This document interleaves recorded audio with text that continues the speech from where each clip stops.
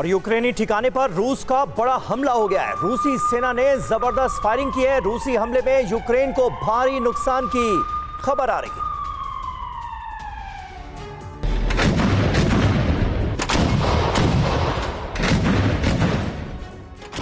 जंग के 13.5 महीने बाद भी रूस यूक्रेन के बीच भीषण वार पलटवार जारी है। यूक्रेनी ठिकानों पर रूस ताबड़तोड़ हमले कर रहा है। उसने जबरदस्त फायरिंग की, जिससे यूक्रेन को भारी नुकसान की खबर है। इस बीच बाखमुत से बर्बादी की भयावह तस्वीर आई है, जिसमें पूरा शहर खंडहर में तब्दील दिखाई दे रहा है। रूसी हमले में रिहायशी इमारतें भी तहस नहस हो चुकी हैं।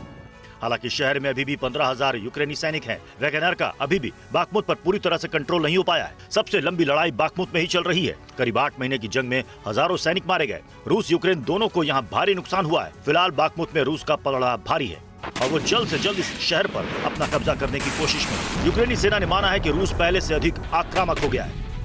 इस बीच रूस और तजाकिस्तान ने ज्वाइंट ड्रिल की है, जिसमें 1200 से ज्यादा सैनिक शामिल हुए। इस ड्रिल में टैंक, हेलीकॉप्टर और दूसरे अत्याधुनिक हथियारों का इस्तेमाल किया गया। दोनों देशों ने पहाड़ों पर भी युद्धाभ्यास किया।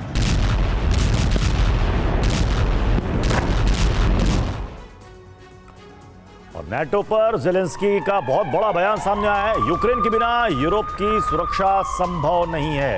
यूक्रेन के बिना नाटो यूरोप को नहीं बचा पाएगा।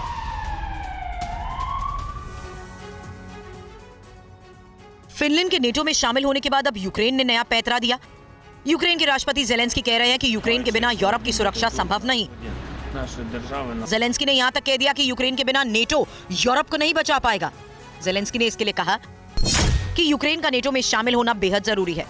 यूक्रेन के अलायंस में होने पर ही यूरोप सुरक्षित रहेगा। यूक्रेन ने फास्ट ट्रैक एंट्री के लिए अप्लाई किया।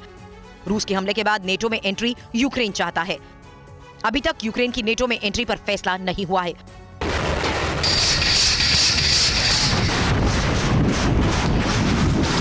दो 2014 में जब रूस ने क्रीमिया को यूक्रेन से अलग किया था, तब से ही यूक्रेन नेटो में शामिल होने की कोशिश में है।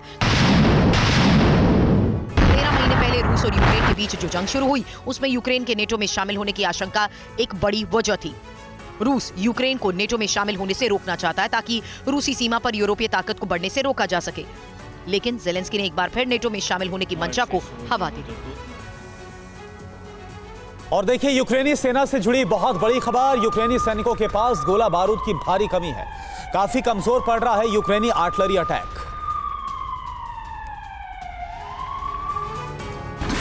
पश्चिमी देशों से मिले हथियारों के दम पर यूक्रेन 13 महीने से ज्यादा वक्त से रूस के खिलाफ सीना तान कर खड़ा है, लेकिन अब उसकी ताकत कमजोर पड़ती नजर आ रही है। यूक्रेनी सैनिकों के पास गोला बारूद की भारी कमी हो गई है, जिसके चलते उसका आर्टिलरी अटैक कमजोर पड़ रहा है। पूर्वी यूक्रेन में 59th ब्रिगेड रोजाना 20 से 30 शेल से ज्यादा का इस्तेमाल कर रही है। हालात ये हैं कि 59th ब्रिगेड अब एक दिन में 1 से 2 शेल ही दाग रही है। कुछ पश्चिमी देशों के पास सोवियत जमाने के काफी शेल अभी भी हैं, लेकिन ये यूरोपीय देश रूस से समझौते की वजह से यूक्रेन को शेल नहीं दे पा रहे। हालांकि यूक्रेन का दावा है कि वो रोजाना 7,700 शेल दाग रहा है। इस बीच वॉर जोन से एक बेहद खास तस्वीर भी सामने आई। महीनों बाद 31 बच्चे अपने परिवार से मिले और भाव विभोर हो गए। बच्चे रूसी कब्जे वाले इलाकों से निकाले गए, जो अभी तक वहां रहने को मजबूर थे। इनमें से कुछ बच्चे भी रूसी कब्जे वाले क्रीमिया से लाए गए हैं।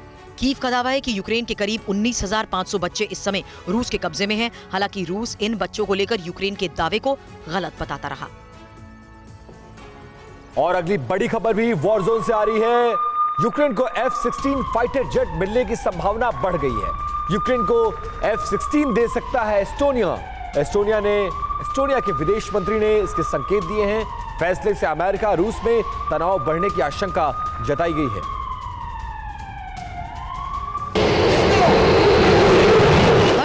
लक्ष्यों का पता लगाने वाला, कम ऊंचाई पर उड़ान भरने वाले विमानों का पता लगाने वाला, अपने हथियारों के जरिए बड़ी तबाही मचाने वाला और 2400 किलोमीटर प्रति घंटे की रफ्तार से उड़ने वाला किलर मशीन अब यूक्रेन को मिलने वाला है। जी हाँ, वॉर जोन से इस वक्त की बड़ी खबर है। यूक्रेन को F-16 फाइटर जेट मिलने वाले हैं और खबर है कि यूक्रेन को ये F-16 एस्टोनिया दे सकता है। एस्टोनिया के विदेश मंत्री ने जो संकेत दिए हैं, उससे अमेरिका और रूस में तनाव और बढ़ सकता है। यूक्रेन को F-16 देने की तैयारी में एस्टोनिया है। अमेरिका से F-16 खरीद कर यूक्रेन को मिल सकते हैं। एस्टोनिया के विदेश मंत्री ने कहा, इसमें कोई दिक्कत नहीं है और खास बात ये, अब तक पोलैंड और स्लोवाकिया ने ही फाइटर जेट्स देने का फैसला लिया। एस्टोनिया तीसरा देश हो सकता है जो यूक्रेन को जेट देगा। रूस ने यूक्रेन को F-16 देने पर गंभीर नतीजे की धमकी दी है। हालांकि खबर यह भी आई कि इस आधुनिक जेट के जरिए रूसी तोप को मात देने के लिए अमेरिका भी मदद कर सकता है। फाइनेंशियल टाइम्स की रिपोर्ट में कहा गया कि यूएस अब यूक्रेन को F-16 भेजने के लिए इसके उत्पादन में तेजी लाने पर विचार कर रहा है।